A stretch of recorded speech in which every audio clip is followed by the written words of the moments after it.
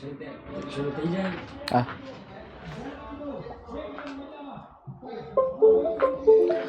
નમસ્કાર નમસ્કાર નમસ્કાર નમસ્કાર વહાલા વિદ્યાર્થી મિત્રો, ટોપર બેચમાં આપનું હાર્દિક હાર્દિક હાર્દિક સ્વાગત છે. કેમ છો વિદ્યાર્થી મિત્રો? મજામાં? તો મારા વહાલા વિદ્યાર્થી મિત્રો, ફટાફટ ફટાફટ ફટાફટ જોડાઈ જાઓ. વાણિજ્ય વ્યવસ્થા અને સંચાલન કે જે સરસ મજાનો વિષય છે, ઇન્ટરેસ્ટિંગ વિષય છે, રસ દાખવશું તો આવડશે ફાઇનલ. તો આવા જ સરસ મજાના રસપ્રદ વિષયમાં જ્યારે આગળ વધવાનો સમય આવ્યો છે ત્યારે વિદ્યાર્થી મિત્રો, ગઈકાલે આપણે વાત કરી હતી ભરતી.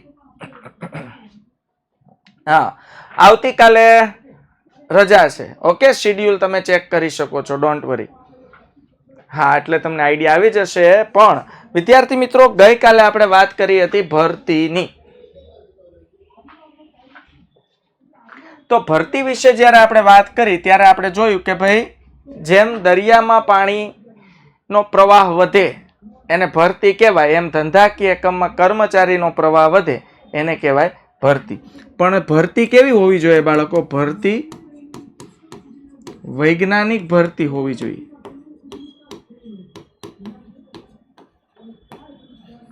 સમજાય છે બાળકો? વૈજ્ઞાનિક ભરતી હોવી જોઈએ. વૈજ્ઞાનિક ભરતી હોવાની સાથે સાથે કર્મચારીની લાયકાત, હોદ્દો, અનુભવ, કુશળતા, આવડત દરેક બાબતોની તપાસ કરીને ભરતી કરવી જોઈએ. ભરતી કરતી વખતે કર્મચારી સગાવાદ બિલકુલ ચાલશે નહીં. ભ્રષ્ટાચાર બિલકુલ ચાલશે નહીં. ભરતી કરતી વખતે કોઈ પણ પ્રકારની લાગવગ ચલાવવાની નથી. કોઈ પણ પ્રકારના જેક લગાવવાના નથી, અથવા કોઈ જેક લગાવે અને તમે ભરતી કરી દો આવી રીતે ભરતી કરવાની નથી, જો ધંધાકીય એકમમાં બેસ્ટ કર્મચારી જોઈતો હોય તો. એટલે સ્વર્ગસ્વ JRD ટાટાએ એવું કીધું હતું કે યોગ્ય કર્મચારી જે છે એ ધંધાકીય એકમની અમૂલ્ય મિલકત છે, પરંતુ જે કર્મચારી પોતાના કામથી સંતુષ્ટ નથી આવો કર્મચારી ધંધાકીય એકમનો વિનાશ નોતરે છે. એટલે કે સંતુષ્ટ કર્મચારી હોય તો એ ધંધાકીય એકમનું શું છે બાળકો? અમૂલ્ય મિલકત. ધંધાકીય એકમને પ્રગતિના 4 ચાંદ સુધી લઈ જઈ શકે છે. પરંતુ જે કર્મચારી સંતુષ્ટ નથી એવો દરેક કર્મચારી વિનાશ નોતરે છે. આજે આપણે શીખવાના છીએ બાળકો ભરતીના આંતરિક પ્રાપ્તિ સ્થાન.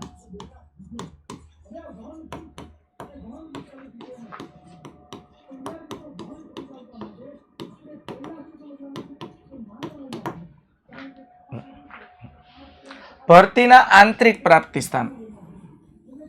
ચાલો, તો ગઈકાલે જ આપણે ચર્ચા કરી હતી કે સર પ્રાપ્તિ સ્થાનો એટલે શું? કે જ્યાંથી આપણે જે વસ્તુની જરૂર હોય ત્યાંથી મળી રહે તે જગ્યાને પ્રાપ્તિ સ્થાન કહેવાય. સમજાય છે? મારે પાણી પીવું હોય અને ઘરના માટલામાંથી મને પાણી મળી રહે તો એ પાણીનું પ્રાપ્તિ સ્થાન છે. પણ મૂળ પાણીનું પ્રાપ્તિ સ્થાન શું છે? વરસાદ, નદી, પીવાના પાણીની વાત કરીએ તો આ એના પ્રાપ્તિ સ્થાનો કહેવાય. ઓકે, ભણવાનું એજ્યુકેશનનું પ્રાપ્તિ સ્થાન કયું છે? તો શાળા. એમ ભરતીના આંતરિક પ્રાપ્તિ સ્થાનો વિશે ચર્ચા કરવાની છે. આંતરિક એટલે ધંધાની અંદરથી. યાદ રાખજો બાળકો, આંતરિક એટલે બાળકો ધંધાની જ અંદરથી.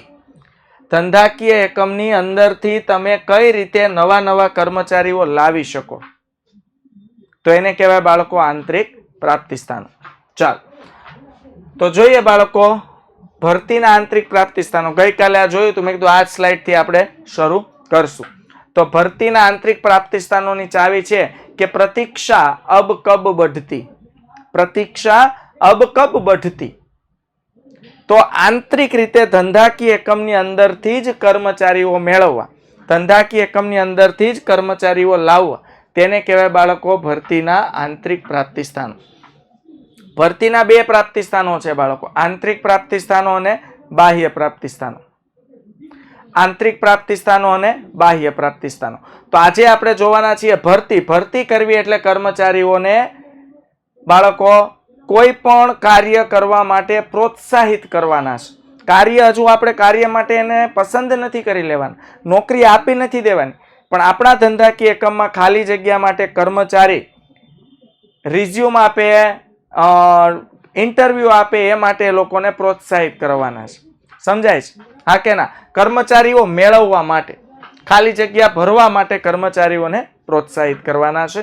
તો ભરતીના આંતરિક પ્રાપ્તિ સ્થાનોની ચાવી ભૂલાય નહીં બાળકો. પ્રતીક્ષા અબ કબ बढ़ती, પ્રતીક્ષા અબ કબ बढ़ती. ઓકે બાળકો, આંતરિક પ્રાપ્તિ સ્થાનો અને બાહ્ય પ્રાપ્તિ સ્થાનો છે. તો અહીંયા જો ગઈકાલે મેં કીધું તું પ્રાપ્તિ સ્થાન એટલે શું, કે આપણને જરૂરી વસ્તુ કે સેવા જે સ્થાનેથી મળે અથવા પ્રાપ્ત થાય તે જગ્યાને તેનું પ્રાપ્તિ સ્થાન કહેવામાં આવે છે.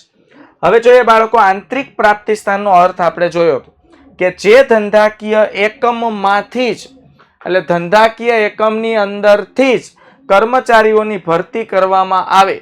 જો ધંધાકીય એકમની અંદરથી, એટલે એમ કહેવાય કે ભાઈ ધંધાકીય એકમની બોર્ડરની બહાર નથી જવાનું, ધંધામાંથી અંદરો અંદરથી જ કર્મચારીઓની ભરતી કરવામાં આવે તો તેને ભરતીના આંતરિક પ્રાપ્તિ સ્થાનો કહેવામાં આવે છે.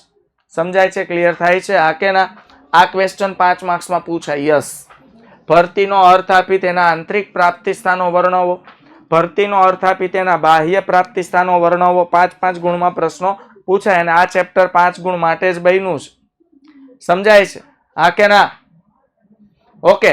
તો વિદ્યાર્થી મિત્રો, ધંધાકીય એકમમાંથી કર્મચારીઓની ભરતી કરવામાં આવે તો તેને ભરતીના આંતરિક પ્રાપ્તિ સ્થાનો કહે છે. ધંધાકીય એકમમાંથી જ, એટલે ધંધાકીય એકમની અંદરથી જ. જોઈએ બાળકો 1 by 1. એ પહેલા શરૂ કરીએ, થોડુંક ડિસ્ટર્બન્સ થાય એ પહેલા આપણે એક સરસ મજાનો બાળકો પોલ કરી લઈએ. એટલે પોલ શરૂ થાય એટલે ડિસ્ટર્બન્સ ઓછું કરવાનું છે. પોલ કરીને ફટાફટ પાછું આગળ વધવાનું છે. ઓકે ચાલો.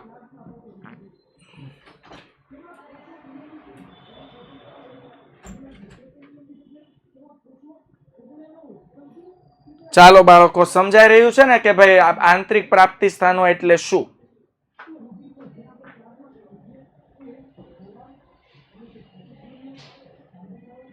Okay done, very good.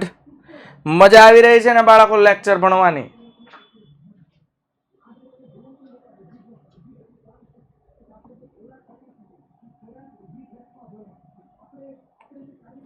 સરસ, વેરી ગુડ. અને હજુ એક પ્રશ્ન આપણે બીજા પોલમાં પૂછીશું. Okay 1 minute. આઈ હોપ કે લગભગ ચોટી ગયું છે. મિલનભાઈ, ઇન્ટરનેટ ડિસ્કનેક્ટેડ.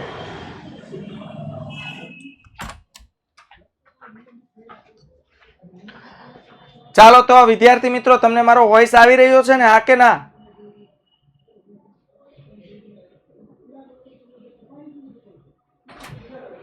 ઇન્ટરનેટ ડિસ્કનેક્ટ થઈ ગયું છે. વિદ્યાર્થી મિત્રો, yes or no? Can you hear my voice? વિદ્યાર્થી મિત્રો, યસ ઓર નો માં આન્સર આપો. ચોટી ગયું છે? ઓકે. ડન થાય, કમ્પ્લીટ થાય એટલે જણાવજો. કમ્પ્લીટ થાય એટલે જણાવજો બાળકો. બોલો complete, done, all set? Okay, all set. ચાલો તો વિદ્યાર્થી મિત્રો, ફરીથી આવી જઈએ આંતરિક પ્રાપ્તિ સ્થાનો.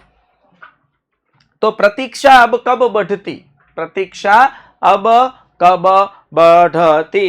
તો પહેલું આંતરિક પ્રાપ્તિ સ્થાન છે પ્રતીક્ષા યાદી. બાળકો, દરેક વખતે મગજમાં એક જ વસ્તુ ફિટ રાખવાની છે કે ધંધામાંથી જ, ધંધાની અંદરથી જ કર્મચારીઓ મેળવવાના છે, એટલે એને કહેવાય આંતરિક પ્રાપ્તિ સ્થાન. પ્રતીક્ષા યાદી બાળકો, આનો એક સરસ મજાનો શબ્દ છે વેઇટિંગ લિસ્ટ.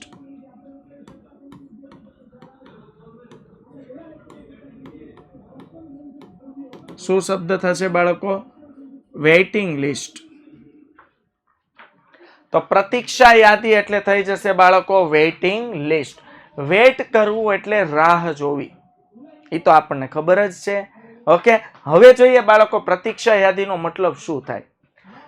ભૂતકાળમાં ભરતી અંગે જાહેરાત આપી હોય અને તેમાં જરૂરિયાત કરતા વધુ ઉમેદવારની ભરતી કરીને જરૂરિયાત મુજબના કર્મચારીની પસંદગી કરીને બાકીના ઉમેદવારોની યાદી બનાવાય હોય તો તેને પ્રતીક્ષા યાદી કહે છે. ન સમજાણું? કંઈ ન સમજાણું સાહેબ? ન સમજાણું. હું સમજાવું, સાંભળો બાળકો. ભૂતકાળમાં હું તમને એમ કહું કે ભાઈ 6 મહિના પહેલાની વાત કરીએ આપણે.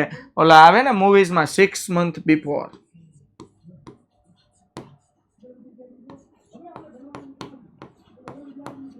પછી અહીંયા લખશું બાળકો આફ્ટર 6 months.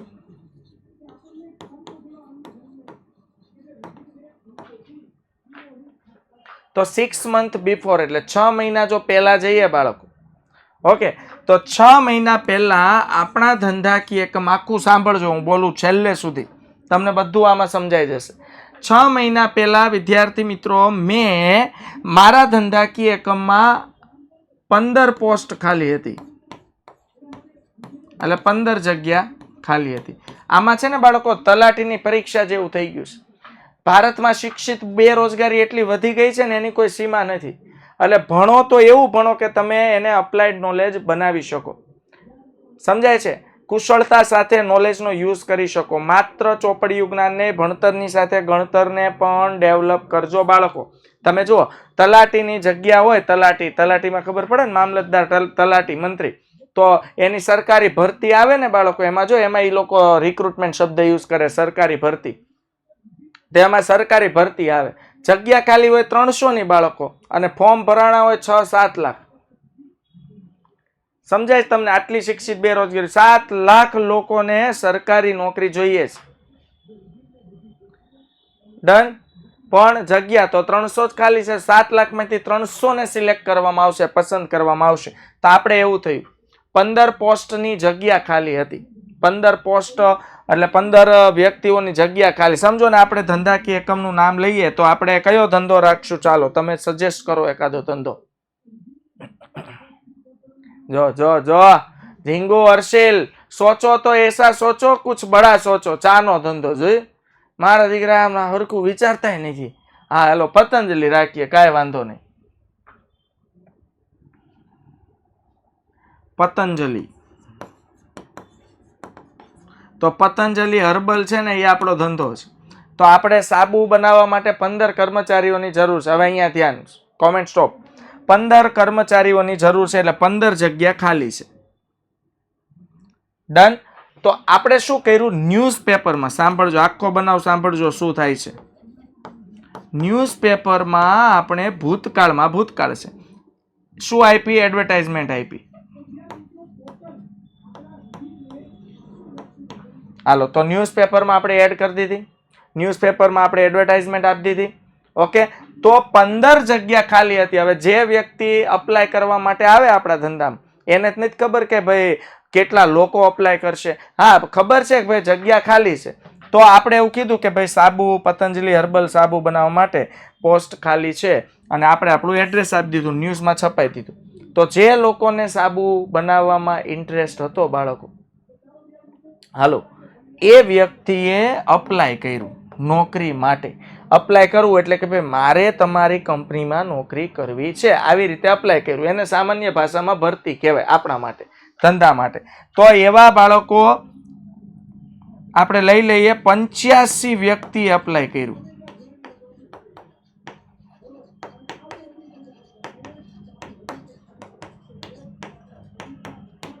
85 વ્યક્તિઓએ નોકરી માટે અપ્લાય કર્યું.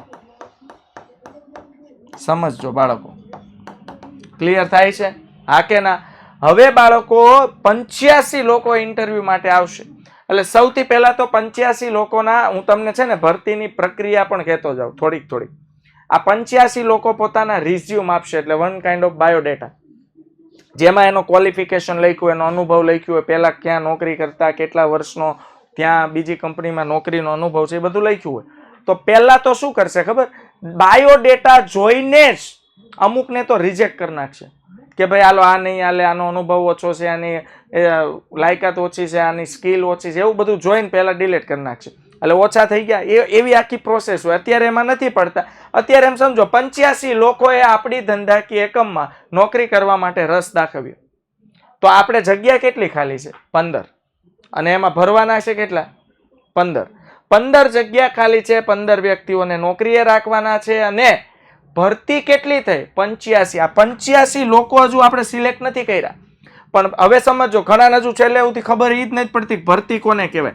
તો ભરતી થઈ 85 કર્મચારીઓની. જેટલા લોકો નોકરી માટે અપ્લાય કરે ને એને ભરતી કહેવાય. ડન. હાલો, હવે આપણા ઉદાહરણ પ્રમાણે 85 વ્યક્તિઓ સાબુ બનાવવા માટે સક્ષમ છે. જો આપણે સિલેક્ટ કરીએ ને તો 85 વ્યક્તિ અનુભવી અને આવડતવાળા છે. પણ એમાંથી મારે કેટલા લેવાના છે? 15. હાલો, તો હું શું કરીશ બાળકો? આમાંથી યોગ્ય 15 ને સિલેક્ટ કરીશ, પસંદ કરીશ અને એને કહી દઈશ, હાલો ભાઈ આવતીકાલે ટિફિન લઈને આવજો. ટિફિન લઈને આવજો એમ કહી દીધું, મતલબ એની નોકરી કન્ફર્મ થઈ ગઈ. સમજાય છે? હા કે ના? યસ ઓર નો? તો બાકીનાનું કે હાલો ભાઈ, હાલો રિક્ષા કરી દઉં છું બહાર ગેટની બહાર, હાલો રિક્ષા આવી જાય, બેહતા જાઉં, ઘરે જતા જાઉં, એમ નહીં. બાકીના લોકોને કંપની શું કહેશે કે ભાઈ તમારા બધાનું લિસ્ટમાં નામ લખી લઉં છું લાઈનમાં. જેવી રીતે તમારા રિઝ્યુમ આવ્યા છે લાઈનમાં, એવી રીતે હું તમારું લાઈનમાં નામ લખું છું. આ લિસ્ટ છે વેઇટિંગ લિસ્ટ. ફરી પાછી ધંધામાં જો કોઈ જગ્યા ખાલી થશે અથવા અમે ધંધાનો વિસ્તાર વધારશું, ધંધાને મોટું સ્વરૂપ આપશું, તો આવા સંજોગોમાં સૌથી પહેલી પ્રાયોરિટી અમે તમને આપશું. આવી રીતે કહીને એ બધાને રિક્ષામાં બેહાડી દીધા બાળકો. તો 6 મહિના પછી એટલે આજે આપણે વળી પાછા કર્મચારીઓની જરૂર પડી. તો આપણી પાસે એક લિસ્ટ છે, વેઇટિંગ લિસ્ટ. હવે મને જણાવજો, વેઇટિંગ લિસ્ટમાં આપણે કેટલા નામ લખ્યા છે બાળકો?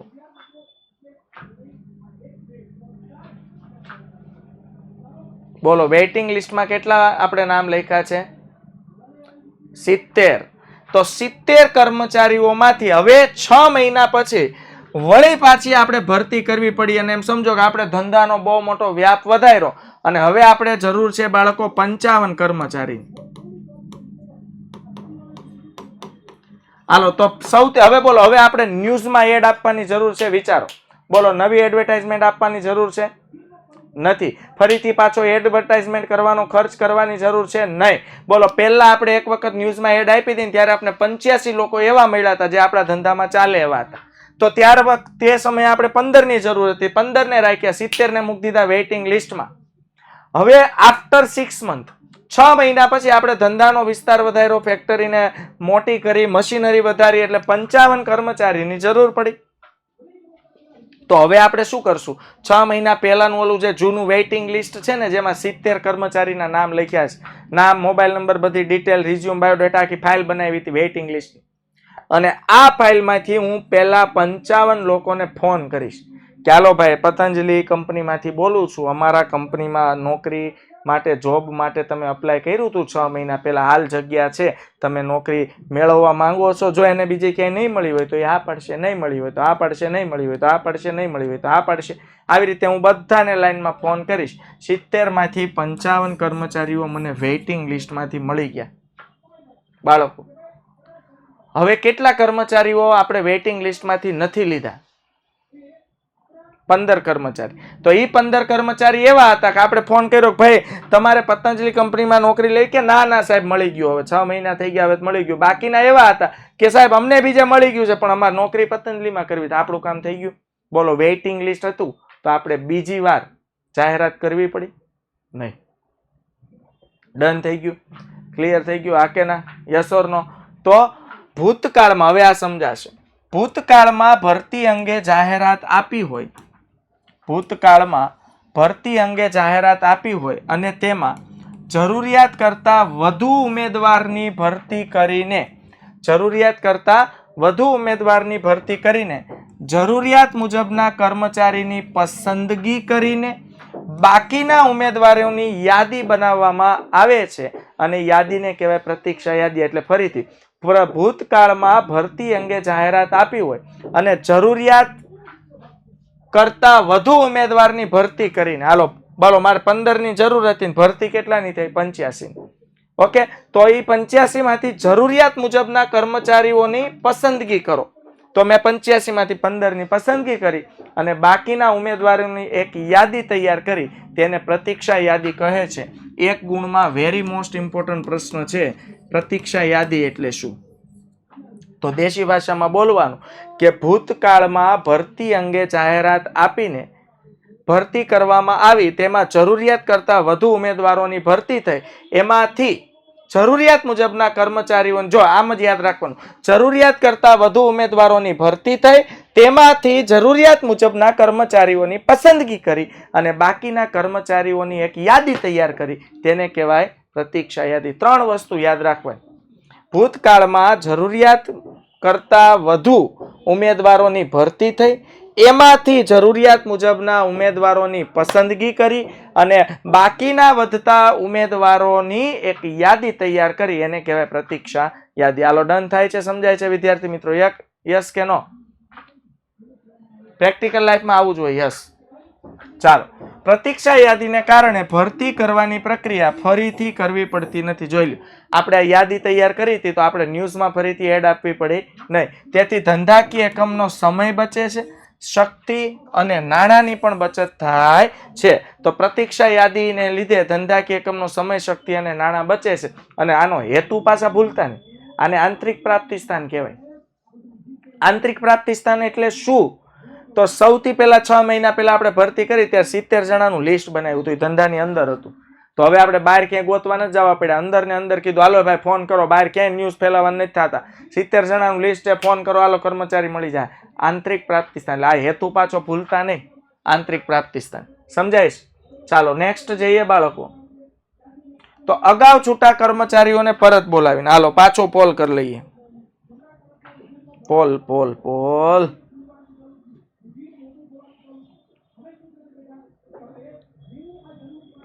સમજાઈ રહ્યું છે ને બાળકો? કેટલા વિદ્યાર્થી મિત્રો જોડાયેલા છે? ડન. સરસ. ચાલો, વેરી ગુડ. કોઈ મુશ્કેલી આવી રહી છે સમજવામાં?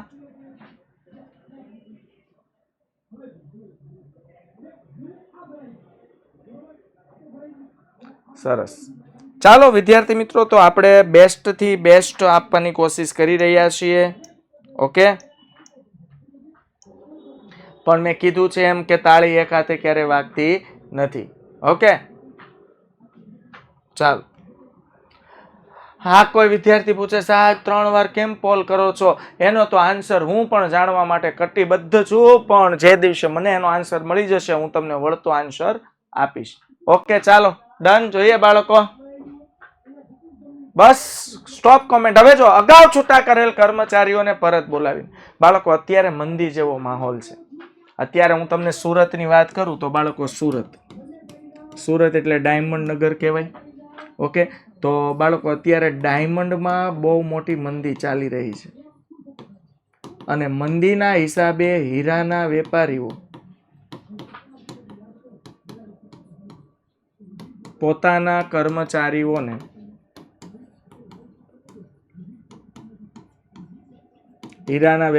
શું કરે છે? પોતાના કર્મચારીઓને છૂટા કરે છે. બાળકો યાદ રાખજો, કોઈ પણ ધંધાકીય એકમ બાળકો રિસેશનના સમયમાં, મંદીના સમયમાં પોતાના કર્મચારીઓને છૂટા કરે ને એટલે સંબંધ ન બગાડે. યાદ રાખજો, મંદી છે, પગાર નથી આપી શકાય તે, અને કોઈ પણ ધંધો હોય સાહેબ, ખોટ ખાઈને ધંધો ન કરે. એટલે ક્યારે એવા વેમમાં નહીં રહેવાનું કે તમે કોઈ પણ ધંધાકીય એકમમાં કામ કરતા હો તો ધંધાનો માલિક પોતાના ઘરના પૈસા આપીને આપણને પૈસા ચૂકવશે. એવું તો 101% નીકળે. યાદ રાખવાનું. સમજાય છે?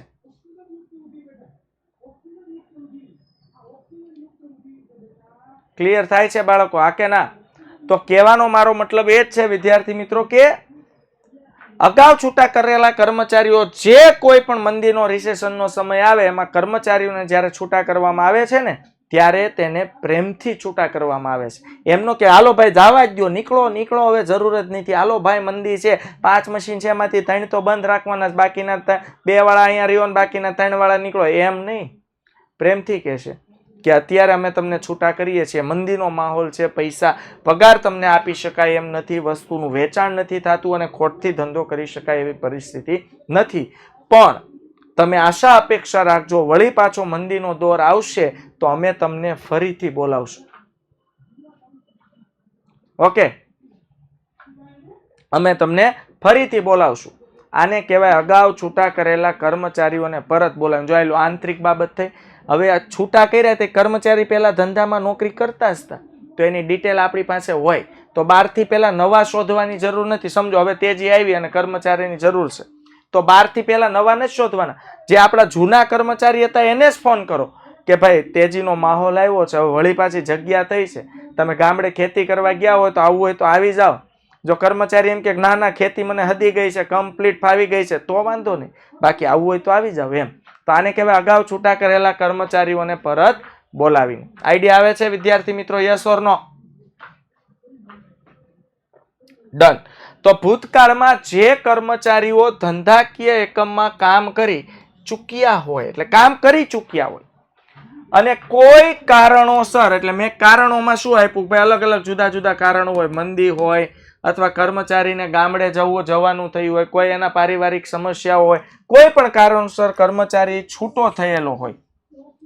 હવે જો તેમના જ્ઞાન, અનુભવ, આવડત, લાયકાત, કૌશલ્યની જરૂર જણાય તો આવા કર્મચારીઓને પરત બોલાવીને ભરતી કરી શકાય છે. સિમ્પલ વસ્તુ છે કે કોઈ પણ કર્મચારીને તમે છૂટો કરો છો ને ફરી પાછી સુબહ કા ભૂલા અગર શામ को घर वापस आए तो उसको भूला नहीं कहते. સમજાય છે? ક્લિયર થાય છે? આ કે ના? ઓકે.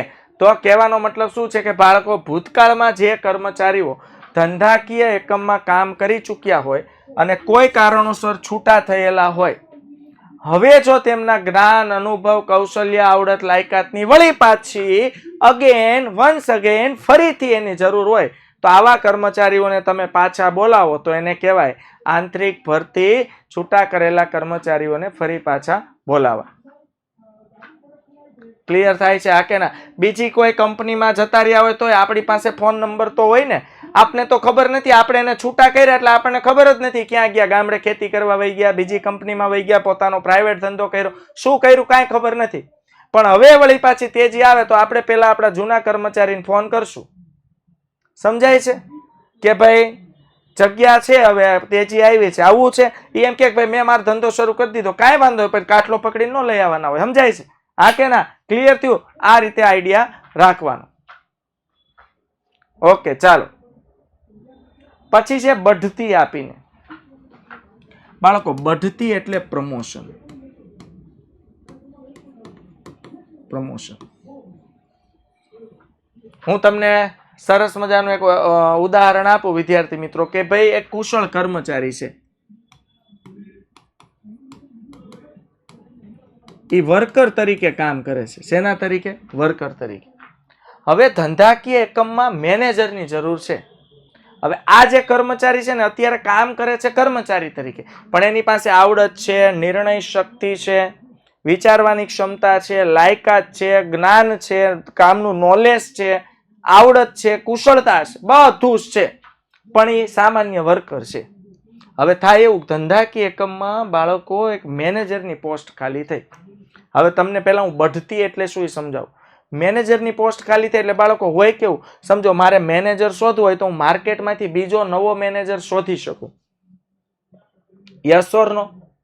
પણ કંપની એટલે કે હું એવું નહીં કરું. હું શું કરીશ? હું જોઈશ કે મારા જ કર્મચારીમાંથી કોઈ એવો વ્યક્તિ છે કે જે મેનેજરની પોસ્ટ શોભાવી શકે, મેનેજરની પોસ્ટ સંભાળી શકે, મેનેજરની પોસ્ટને ન્યાય આપી શકે. મને ખબર પડી કે ભાઈ એક કર્મચારી છે, કુશળ છે, આવડતવાળો છે, જ્ઞાની છે, સંપૂર્ણ કામનું નોલેજ છે, ડિસિઝન મેકિંગની સારી ક્ષમતા છે, તો મેં એને ઓફર કરી. હવે સ્વાભાવિક છે બાળકો, કર્મચારી જે વર્ક કરે છે, કામ કરે છે, એને બઢતી મળશે. બઢતી મળશે એટલે એની સત્તા વધી જાય, પગાર વધી જશે, જવાબદારી તો વધશે જ, પણ પાવર એ વધી જાય ને. હાલો, તો કોઈ વ્યક્તિ ના પાડશે કર્મચારીમાં સીધો મેનેજર બનાવશે તો આને કહેવાય ભરતી. સાહેબ, આને ભરતી કઈ રીતે થાય? ભરતી એટલે કહેવાય કે જે મેનેજરની જગ્યા ખાલી થાય ત્યાંથી બોલો આપણે માર્કેટમાંથી નવો વ્યક્તિ શોધવાના હતા, પણ એની જગ્યાએ આપણે આપણા ધંધાની અંદરથી જ એક વ્યક્તિ શોધી લીધો, એટલે એને આંતરિક પ્રાપ્તિ સ્થાન કહેવાય. એટલે બઢતી આપો ને એ પણ એક પ્રકારની ભરતી કહેવાય. સમજાય છે? ક્લિયર થાય છે? હા કે ના?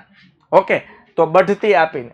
તો જ્યારે કર્મચારી, હવે બઢતી એટલે હું પ્રમોશન, ખબર પડી ગઈ. તમે જે પોસ્ટ ઉપર કામ કરો છો તેના કરતા ઊંચી પોસ્ટ આપવી, તમે જે પોસ્ટ ઉપર કામ કરો છો તેના કરતા વધુ ઊંચો હોદ્દો આપવો, તમે જે પોસ્ટ ઉપર કામ કરો છો તેના કરતા હક, સત્તા, ફરજ અને પાવર વધારે આપવો, એને કહેવાય બઢતી.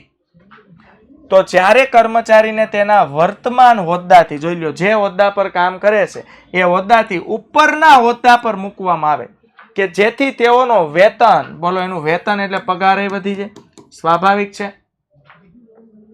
સત્તા વધી જાય અને જવાબદારીમાં ફેરફાર થાય, સત્તા વધી જાય, પાવર વધી જાય અને હવે એની જવાબદારી પણ વધી જાય. અત્યાર સુધી એઝ અ કર્મચારી હતો, સાંજના 8 વાગે ને એટલે 8 ખેરીને ઘરે વહી જવાનું.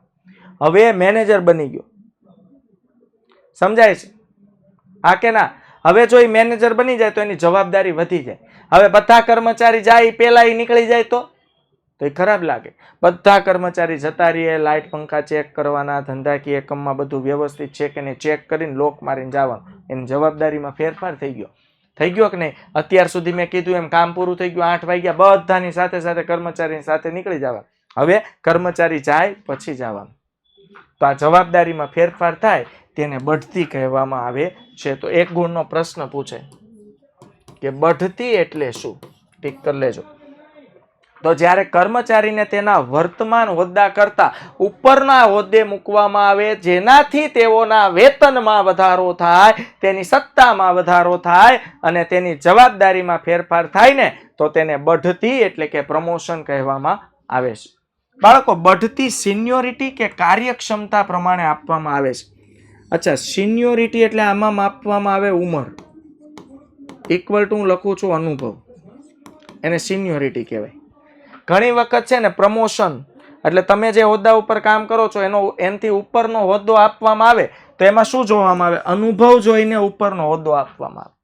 અને ઘણી જગ્યાએ કાર્યક્ષમતા જોઈને, ઉંમર તમારી ભલે 30 વર્ષની હોય પણ તમે ખૂબ જ કાર્યક્ષમ છો અને ખૂબ જ સારી રીતે નિર્ણય લઈ શકો તો કુશળ છો, બરોબર છે, ડિસિઝન નિર્ણય લેવાની ક્ષમતા સારી છે, તો તમારી કાર્યક્ષમતા, કામ કરવાની ક્ષમતા, આવડત, ક્ષમતા માપીને પણ બઢતી આપવામાં આવે છે. બઢતીના કારણે કર્મચારીનો કાર્ય ઉત્સાહ, જુસ્સો તેમજ વફાદારી વધે છે. યાદ રાખજો બાળકો, બઢતીના કારણે કર્મચારીનો કાર્ય કરવાનો ઉત્સાહ વધે છે. કોનો ઉત્સાહ ન વધે? તમે જે હોદ્દા ઉપર કામ કરો છો એનાથી ઉપરનો હોદ્દો આપે તો તમારો પગાર વધી જાય, પાવર વધી જાય. આજે જેની નીચે તમે કામ કરતા હતા આજે તમારી નીચે બીજા 10 લોકો કામ કરતા હશે. જુઓ, સિચ્યુએશન બદલી ગઈ. શાંતિ રાખ ભાઈ, હવે પોલ છેલ્લે કરશું, લેક્ચર પૂરો થાય ત્યારે. તો સિચ્યુએશન બદલી ગઈ, હા કે ના? તો કાર્ય કરવાનો ઉત્સાહ, જુસ્સો વધી જાય સાહેબ, પગાર વધી ગયો, પાવર વધી ગયો, વટ પડે. હવે આપણે ધંધા માલી તો 50 લોકો આપણે હા સર વટ પડે કે ન પડે? અને વફાદારી વધે છે. કામ પ્રત્યેની વફાદારી વધશે ને, કારણ કે આપણે કામના પ્રત્યે પૂરતું વળતર મળશે અને એ પ્રમાણે આપણને પાવર, સત્તા પણ મળશે. જ્યારે ધંધાકીય એકમમાં નવી જગ્યા ઊભી થાય કે ખાલી જગ્યા પડે ત્યારે સંચાલકો તેમના વર્તમાન કર્મચારીઓના જ્ઞાન, અનુભવ, આવડત, કૌશલ્ય, પ્રામાણિકતા અને વફાદારી વગેરે જેવી બાબતોને આધારે ધંધાકીય એકમના કર્મચારીઓમાંથી જ ભરતી કરે છે અને બઢતી આપે છે. તો અહીં મેં તમને પહેલા જ સમજાવી દીધું. જોઈ લો, અહીંયા મેં પહેલા તમને શું કીધું કે બઢતી એટલે શું? કે પોતાના જ ધંધાકીય એકમનો જો કોઈ કર્મચારી હોય તો એ કર્મચારીઓનું જ્ઞાન, કુશળતા, આવડત, કૌશલ્ય, વફાદારી, ઈમાનદારી, પ્રામાણિકતા બધું તપાસવામાં આવશે અને તપાસીને સૌથી પહેલા પોતાના જ ધંધાકીય એકમના કર્મચારીને સિલેક્ટ કરીને એને ભરતી આપવામાં આવશે, એને બઢતી આપવામાં આવશે. ની બઢતી ભરતી કહેવાય ને, એને કહેવાય ભરતીનું આંતરિક પ્રાપ્તિ સ્થાન. સમજાય છે? ક્લિયર થાય છે? હા કે ના? ઓકે. उसके बाद કર્મચારીઓના મિત્રો, સગા સંબંધીઓને તક આપીને, કર્મચારીઓના મિત્ર કે સગા સંબંધીઓને તક આપીને. જો બાળકો, ઘણીવાર કેવું થાય, આપણે ધંધાકીય એકમ, આપણે કર્મચારીની જરૂરત છે એમ સમજો ને, તો આપણે શું કરશું? બહાર માર્કેટિંગ કરીએ એના પહેલા આપણા જ કર્મચારીઓને કહીશું, એ ભાઈ સાંભળી લ્યો બધા કર્મચારીઓ, આપણા ધંધામાં 10 જગ્યા ખાલી છે, તમારા કોઈ ભાઈબંધ દોસ્તાર મિત્રો સગા સંબંધીને આપણા ધંધામાં નોકરી કરવી હોય તો લઈ આવજો. આ હું જે બોલ્યો ને બાળકો, હાલો, એને કહેવાય કર્મચારીઓના મિત્ર સગા સંબંધીઓને તક આપીને. સમજાય છે હા કે ના? તો કેટલીક વાર ધંધાકીય એકમમાં ખાલી પડેલી જગ્યા માટે વર્તમાન કર્મચારીઓને માહિતી આપીને, જો આ શબ્દ લે, વર્તમાન કર્મચારી, હાલ જે કર્મચારી નોકરી કરે છે ને એને ઇન્ફોર્મેશન આપવાની. હાલો, માહિતી શું આપવાની? ઇન્ફોર્મેશન શું આપવાની બાળકો? આ સગાવાદ ન થાય મોહમ્મદ સાહેબ, આ સગાવાદ એટલે ન થાય કે આપણે એને કઈ રાખી નથી લીધા, આપણે જાહેરાત કરી છે કે તમારા સગા સંબંધી હોય ને તો એને મોકલજો. પછી આપણે એની લાયકાત તપાસશું, હોદ્દો તપાસશું, એની આવડત તપાસશું, એની વફાદારી તપાસશું, પ્રામાણિકતા તપાસશું, અને સારું લાગશે ને તો રાખશું. આપણો ધંધાનો જ કર્મચારી લાવશે એટલે રાખી નહીં લે આંખ બંધ કરીને. હાલો, ડન થઈ ગયું? ક્લિયર? હા, સિમ્પલ લોજિક છે. આમાં સગાવાત ક્યાં આવ્યો? મને ઠીક લાગશે તો હું લઈશ, ને ના પાડી દઈશ. બાળક, મેં કઈ કર્મચારી પ્રોમિસ નથી કર્યું કે તમે જેને લઈ આવશો ને એને હું રાખીશ જ નહીં. ડન થઈ ગયું? પેલા ભરતી કરશું, પછી પસંદગીની પ્રક્રિયા તો અલગ છે.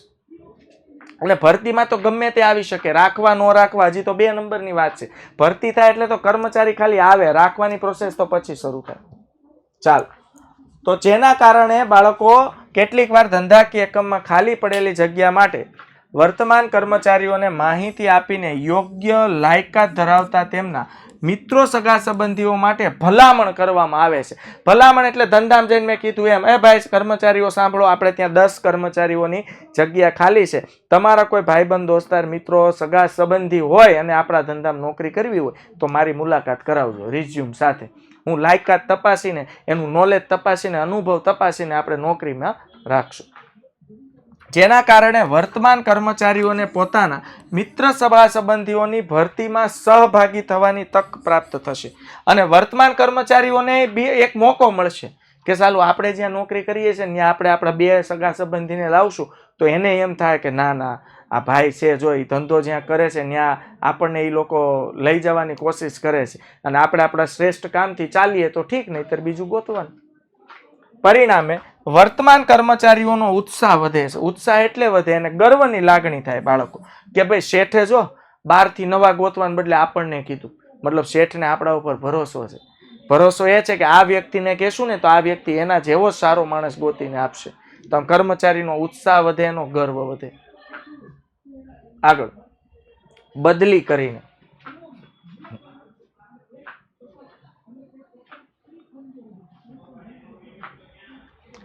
દરેક કામમાં એકમમાં એક્સપિરિયન્સ વાળા લોકોને લઈએ તો બીજા લોકો ગમે વ્યક્તિઓ સાંભળવાનું, બધા લોકો એક્સપિરિયન્સ ક્યાંકથી લઈને જ આવે. યાદ રાખવાનું, કોઈ પણ ધંધો બહુ શરૂઆતમાં જે ધંધો હોય ને બહુ મોટો ન હોય. લોકો એક્સપિરિયન્સ નાના ધંધામાંથી લઈને આવે. આજે શિક્ષકો હોય ને, એ શિક્ષકો સીધા 11માં અને 12માં ન ભણાવવા માંડ્યા હોય. સૌથી પહેલા એને નાના ધોરણમાં ભણાવ્યું હોય. આ અનુભવ જ કહેવાય. કોઈ પણ ધંધાકીય એકમમાં નોકરી કરતો હોય, સીધું 50 લાખનું પેકેજ ન થયું હોય, સૌથી પહેલા એને 5 લાખના પેકેજમાં નોકરી કરી હોય. હવે ખબર પડી ગઈ, એટલે અનુભવ ત્યાંથી લઈને આવે.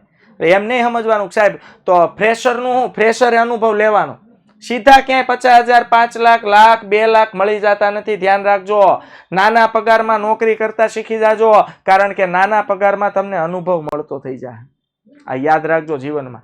ઘણાને એવી ટેવ હોય કે સાહેબ આપણે તો આમ જોવો સાહેબ, કોલેજ પૂરી કરીને એટલે 50નો પહેલો પગાર હોય. ભાઈ શાંતિ રાખ, હવામાં સીધું નહીં આવવાનું, નાના પગારમાં ચડી જવાનું, હાવ નહીં રખડવાનું. તમે 50,000 સીધો પગાર માંગશો, અનુભવ વગર કોણ આપશે તમને? કોઈ નહીં આપે.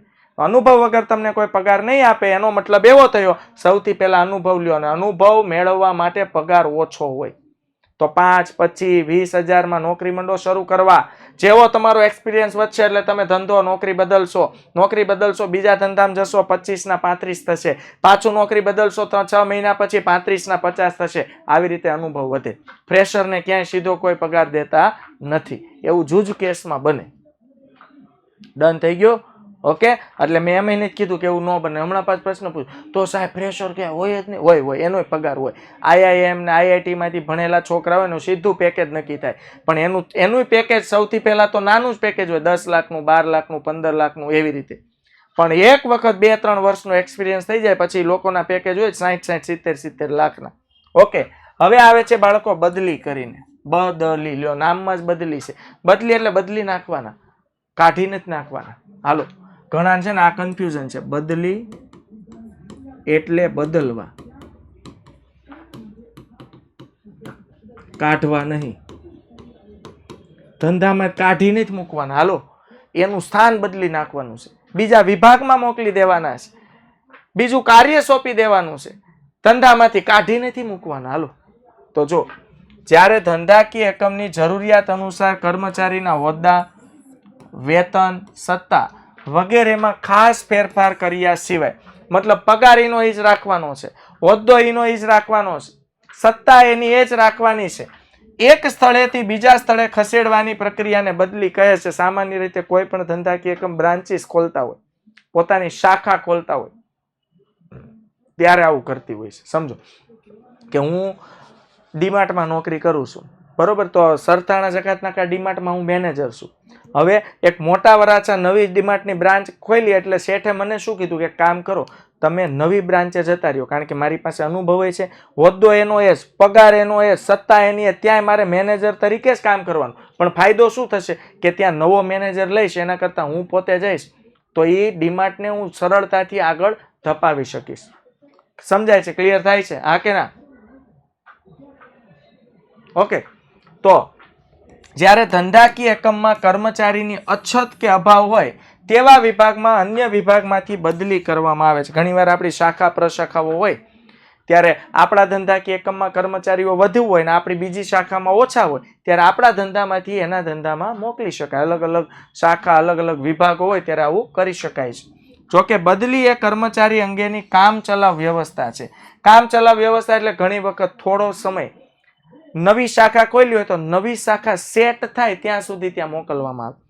સેટ થઈ જાય શાખા એટલે વળી પાછા હતા ત્યાં આવી જવાનું. હા, બેંકમાં પણ એવું કરતા હોય, કેમ ન કરતા હોય? કોઈ સારો કેશિયર હોય, કોઈ સારો રિસેપ્શનિસ્ટ હોય, આવા વ્યક્તિઓને નવી બ્રાન્ચ, નવી શાખામાં મોકલી દેવામાં આવે. શાખા સેટ થઈ જાય, અંદરો અંદર ટ્રાન્સફર આપવામાં આવે. શિક્ષકોમાં આવું હોય, સરકારી નોકરીમાં આવું હોય. તમે જુઓ, વડોદરામાં નોકરી કરતા હોય 5 વર્ષ થાય એટલે સુરત મૂકી દે, હોદ્દો એનો એ જ. સમજાય છે? ચાલો આગળ જોઈએ. બઢતી સાથે બદલી કરીને જોઈ લ્યો. આ છે કોમ્બો ઓફર, આને કોમ્બો ઓફર કહેવાય. આ પણ આંતરિક પ્રાપ્તિ સ્થાન જ છે. કોમ્બો ઓફર કેમ બાળકો? એની બદલી થશે અને પ્રમોશન થશે. એટલે એક જગ્યાએથી કાઢીને બીજી જગ્યાએ મૂકવામાં આવશે અને હોદ્દો વધારવામાં આવશે, સત્તા વધારવામાં આવશે, પગાર વધારવામાં આવશે. આને કહેવાય બદલી સાથે બઢતી. તો કેટલીક વાર વર્તમાન કર્મચારીને બઢતી આપવાની સાથે સાથે અન્ય સ્થાને બદલી કરવામાં આવે છે. ઘણીવાર એવું થાય, શાખા પ્રશાખા હોય, ઘણીવાર એમ થાય કે અમુક સ્કૂલો હોય તો સ્કૂલો શું કરે કે પોતાનો જે ટીચર છે, બરોબર, એ ટીચર જ છે, પણ એ સ્કૂલ વાળા ટ્રસ્ટીએ શું કર્યું, એક નવી સ્કૂલ બનાવી. તો એને ખબર છે કે આ ટીચરમાં ક્ષમતા છે પેરેન્ટ્સને હેન્ડલ કરવાની, વાલીઓને હેન્ડલ કરવાની, ટીચરોને હેન્ડલ કરવાની. તો આ ટીચરને આપણે ટીચર પણ અહીંથી છોડાવીએ, એટલે કે જે સ્કૂલમાં કામ કરે છે ત્યાંથી છૂટા કરીને આપણી જ બીજી શાખામાં એને પ્રિન્સિપલ બનાવી દઈએ. થાય કે નહીં? અથવા સુપરવાઇઝર બનાવી દઈએ. તો જો પગાર વધી ગયો, સત્તા પાવર વધી ગઈ. હા કે ના? જવાબદારીમાં ફેરફાર થઈ ગયો, તો બઢતી થઈ ગઈ અને આપણી જ બીજી શાખામાં મૂક્યા એટલે બદલી પણ થઈ ગઈ. અને બીજું, અનુભવી વ્યક્તિ હતા, આપણી જ શાખામાં નોકરી કરી હતી એટલે આપણી બીજી શાખામાં પણ એ જ સિસ્ટમથી કામ કરશે એટલે આપણી બીજી શાખા પણ ફટાફટ સેટ થઈ જશે. જો કર્મચારીની બદલી કર્મચારીના વતનની નજીક કે તેના મનપસંદ સ્થળે કરવામાં આવે તો કર્મચારીનો જુસ્સો અને ઉત્સાહ વધી જાય. લ્યો, તો ઘણા ધંધાકીય એકમ આવું કરે કે ભાઈ બીજી અલગ અલગ શાખા કરતા, બાલાજી વેફર વાળા છે બાળકો, તો એની એક શાખા રાજકોટમાં છે, એક શાખા વલસાડમાં છે અને એક શાખા હજુ એ 12 બીજા રાજ્યમાં શરૂ કરે છે. હું ઉદાહરણ આપું છું. તો બાળકો, વલસાડ વાળો એક વ્યક્તિ છે, એના ફેમિલી સાથે સુરતમાં રહેવું પડે છે, કારણ કે એ સુરતમાં શું રાજકોટ રહેવું પડે છે, કારણ કે રાજકોટની બાલાજી વેફરમાં નોકરી કરે છે. હવે થયું એવું, બાલાજી વાળાએ પોતાની નવી બ્રાન્ચ સ્થાપના કરી. ક્યાં? વલસાડ. આ હાટ તારીના. અને વલસાડ વાળો જે કર્મચારી અહીંયા રાજકોટ કામ કરતો હતો એને બોલાવીને કીધું, એ કે જો અહીંયા તું કર્મચારી તરીકે કામ કરશો, હું તને હવે વલસાડ મોકલું છું, કારણ કે તારું વતન છે. બીજું, અને હું તને આજે અહીંયા કર્મચારીમાંથી સીધો ત્યાં હું તને મેનેજર બનાવી દઉં છું. બોલ જાવું છે? અરે કર્મચારી કે સાહેબ કેદી જાવું તમે મને કયો, ટિકિટ હું લઈ આવીશ, તમે ઉપાધિ કરવામાં જવાનું કે જુસ્સો વધી જાય કે નહીં. કારણ કે રાજકોટ તો એને રહેવું પડતું, કારણ કે એની નોકરી અહીંયા છે. હવે તો એની નોકરી બાલાજીમાં અને રહેવાનું વલસાડમાં, પોતાના વતનમાં. તો એનો કાર્ય જુસ્સો અને ઉત્સાહ પણ વધી જાય છે. પોલ કરીએ, કોઈ જતા ને કેટલા વિદ્યાર્થી મિત્રો જોડાઈ ગયા છે? ઓકે, ચાલો, સમજાઈ રહ્યું છે ને બાળકો બધું?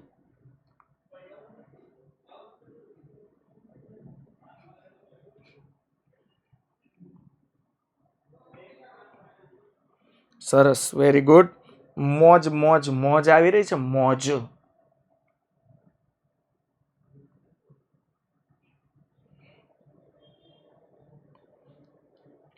વાહ, સરસ. અને હવે આ કરી લેશો ઈમાનદારીથી, પ્રામાણિકતાથી.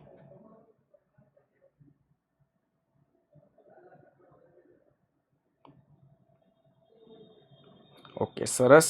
અને વિદ્યાર્થી મિત્રો, આપણા રેકોર્ડેડ લેક્ચર જુઓ તો રેકોર્ડેડ લેક્ચરમાં પણ તમે કમેન્ટ કરી શકો છો. ઓકે, તમે કેવું ફીલ કરો છો અબાઉટ ધ લેક્ચર એ તમે રેકોર્ડેડ લેક્ચરમાં પણ લખી શકો છો. તો જેટલા વિદ્યાર્થીઓ રેકોર્ડેડ લેક્ચર BA ના જોવે તો એક આ કામ પણ તમે કરી શકો છો. તમારું આજનું હોમવર્ક છે ભરતીનો અર્થ અને તેના આંતરિક પ્રાપ્તિ સ્થાનો વ્યવસ્થિત સમજીને, મારો મેન શબ્દ તો આ જ હશે, સમજીને મોઢે કરવાના છે. ઓકે, ડન વિદ્યાર્થી મિત્રો. ફરીથી આવતીકાલે નહીં, હવે આવતા વીકમાં મળશું. ત્યાં સુધી આવજો. Bye bye, take care, C you. જય હિન્દ, ભારત માતા કી જય.